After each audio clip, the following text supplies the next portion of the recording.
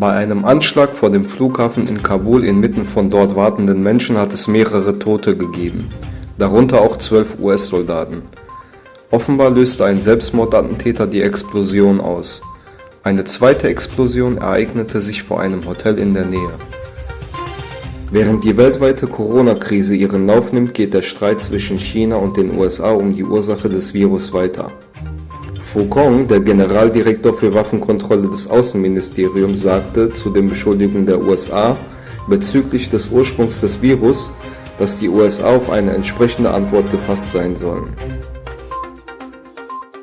Bei Explosionen auf einem Militärgelände im Süden Kasachstans in Zentralasien sind mindestens 30 Menschen verletzt worden.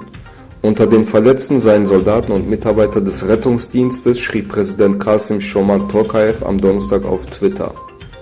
Offenbar war ein Munitionsdepot aus noch zunächst unbekannten Gründen explodiert. Japan stoppt nach Berichten über die Verunreinigung mehrerer Ampullen die Verwendung von 1,63 Millionen Dosen des Corona-Impfstoffs von Moderna. Das Pharmaunternehmen Takeda hatte zuvor mitgeteilt, mehrere Impfzentren im Land hätten fremde Substanzen in noch ungeöffneten Impfstoffampullen festgestellt. Daher sei in Abstimmung mit dem Gesundheitsministerium entschieden worden, die Impfdosen von 3 ganzen Chargen nicht mehr zu verwenden. Ein von der Türkei finanziertes Krankenhaus hat nun die Pforten in Bischkek, der Hauptstadt von Kasachstan, die Türen für Kranke geöffnet.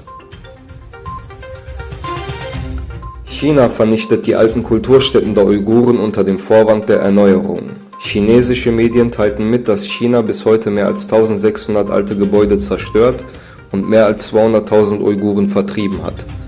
Beobachter gehen davon aus, dass diese Strategie der Kommunistischen Partei einen Teil des Genozids darstellt. Außerdem will China eigene Siedler in diesen Regionen ansiedeln.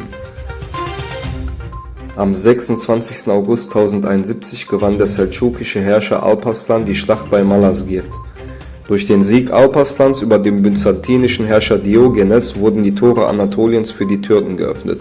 Somit änderte sich der Verlauf der Geschichte.